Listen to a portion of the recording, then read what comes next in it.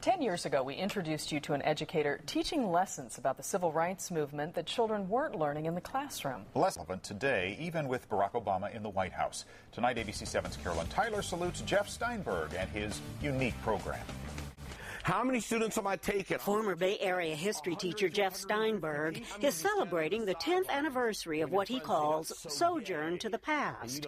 This year, he'll visit dozens of schools, encouraging students to follow him along the civil rights trail. I don't call this a Black Studies program or anything like that. This is our shared history as Americans. This is a lesson learned outside the classroom. In his one-of-a-kind program, high school students board buses and head to the epicenter of the struggle for social justice and equality. They take a 10-day trip to the South, tracing the places and meeting some of the people who propelled the civil rights movement. We went along 10 years ago. It's been overwhelming being here in Birmingham.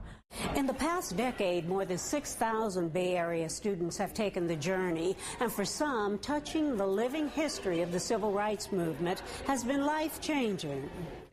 We met Lolo Villagomez on the inaugural trip. Is this just going to fade away when I leave, or is it going to stick with me?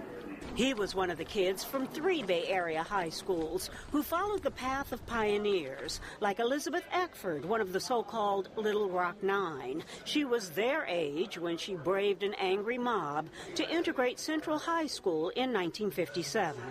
They actually met her and the woman screaming in this famous photo. That taught them about forgiveness, something that's not in the textbooks. They toured the Memphis hotel where Dr. King was murdered. They sat in the Birmingham church where a bombing killed 4 little girls. They shared the pain of one victim's father. We came back changed.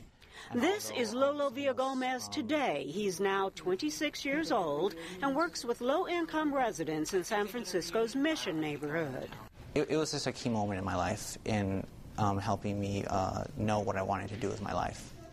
U.S. Congressman John Lewis was a nonviolent protester beaten during the 1960s. This summer, he introduced a resolution which passed unanimously, honoring Sojourn for its powerful impact on young lives. They become better human beings and better citizens. But it's our responsibility to help develop young leaders. Merle Evers is a Sojourn board member. Her husband, Medgar Evers, was an icon in the movement, assassinated by a Klansman on the doorstep of his Mississippi home.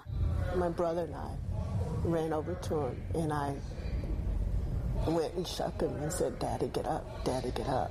For the last few years, Rena Evers has traveled with the students back in time.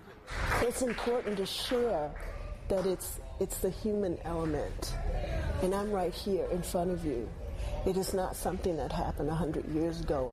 It's not just the well-known names. The kids who make the journey meet ordinary people with extraordinary stories. That's when you realize that even as a teenager, you can still do great things. It helped Pablo Aguilera decide to become a high school history teacher. He now takes his students on the civil rights journey. I would like to see this program go on forever and forever and forever.